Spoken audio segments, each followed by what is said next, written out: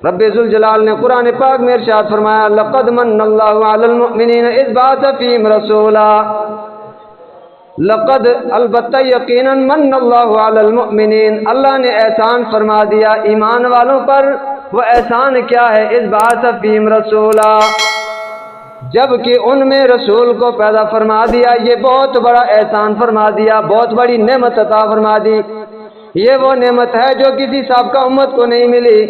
یہ وہ نعمت ہے جس کو قرآن جیسی نعمت ملی ہے، اور وہ قرآن جیسی نعمت پہلے کسی کو نہیں ملی۔ اور پھر اسی طرح یہ امت ایسی عظیم اور خیر امت ہے، اس کا خیر امت کا لقب پہلے کسی امت کو نہیں ملا۔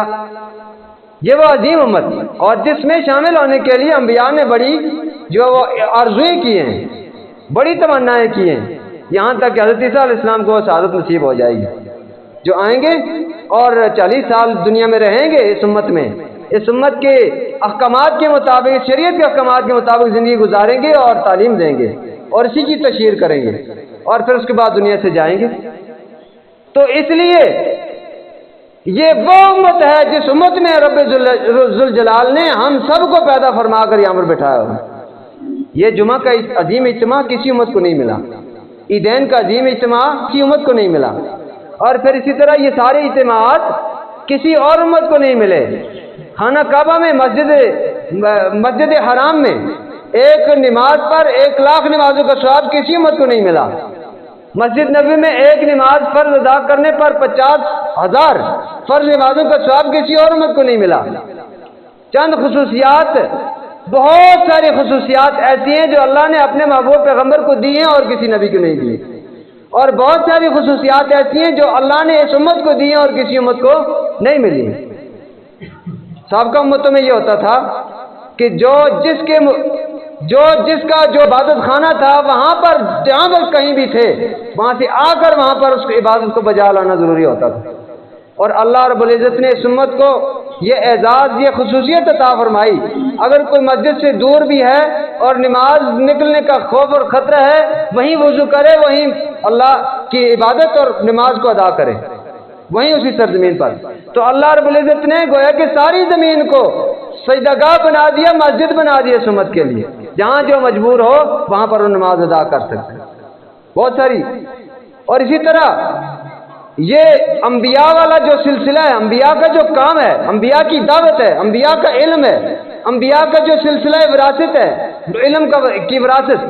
یہ اللہ نے اس امت کے ذمہ لگا دی ہے۔ اب انبیاء والا کام، نبی تو آئے گا کوئی نہیں، یہ امت آگے قیامت تک لے کر چلے گی، آنے والے لوگوں تک، جو موجود لوگ ہیں وہ آنے والے لوگوں تک یہ دین کا سلسلہ آگے پہنچاتے رہیں۔ یہ بھی بہت بڑی خصوصیت اس امت کو ملی، ورنہ سے پہلے کسی امت کی ذمہ نہیں تھا۔ وہ صرف عمل والا، ان کی ذمہ داری تھی کہ وہ صرف عمل کریں گے اپنی شریعت پر، باقی وہ شریعت کی تعلیم و تربیت، وہ تبلیغ جو کریں گے وہ ان کی ذمہ نہیں تھی۔ وہ انبیاء آتے تھے اور انبیاء کا کوئی وقفہ نہیں ہوتا تھا، وہ انبیاء کا سلسلہ لگا رہتا تھا، ہر بستی میں ایک نبی ہوتا تھا، ہر علاقے میں ایک نبی، ہر شہر میں ایک نبی ہوتا تھا، بھیا وقت کئی انبیاء ہوتے تھے،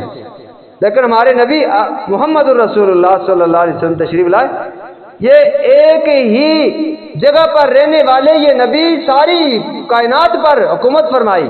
ساری کائنات پر اپنی شریعت کو پھیلایا، ساری کائنات پر اپنی سنت کو پھیلایا، اپنے قرآن کو پھیلایا، قرآن کی تعلیمات کو پھیلایا، اور پھر آگے ذمہ لگا دیا کہ اے امت کے جتنے بھی لوگوں، صحابہ کرام سے لے کر قیامت تک کے آل ایمان، سب کی ذمہ داری ہے تم پھر اس پیغام کو دوسرے لوگوں تک، دوسرے مسلمانوں تک پہنچاؤ، کفار تک کلمے کی دعوت پہنچاؤ، اور مسلمانوں تک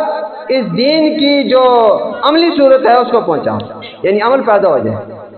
یعنی پہلے سے کلمہ تو پڑھے ہوئے ہیں لیکن وہ کلمے کے مطابق زندگی گزارنے کو بھول چکے ہیں، اور سنت کے مطابق زندگی گزارنے کو بول چکے ہیں، ان کے ہاں یاد دہانی کرانی ہے اور کفار تک کلمہ پہنچانا ہے،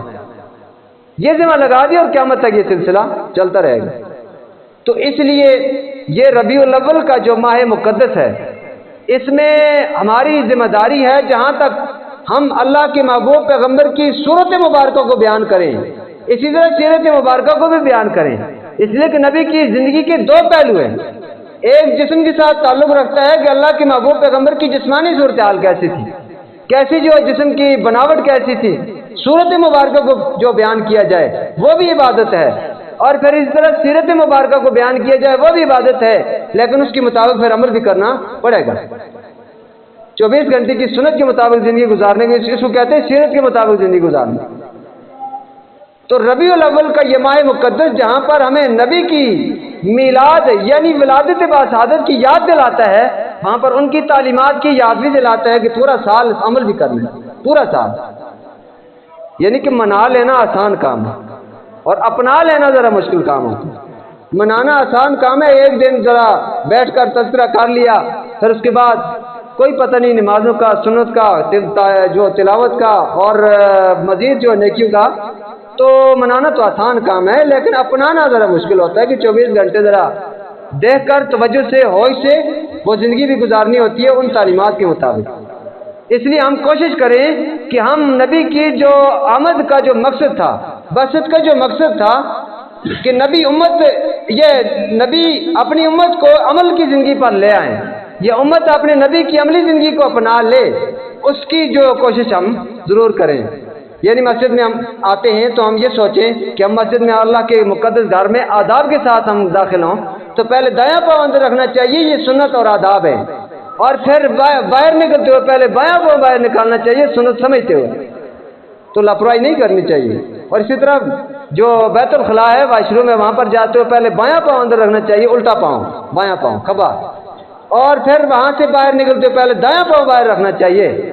इसलिए कि बाहर की सरजमीन पाक है, नापाक सरजमीन से पाक सरजमीन की तरफ जब आते हैं तो वहाँ पर फिर दायां पाँव यानी सीधा पाँव पहले होना चाहिए।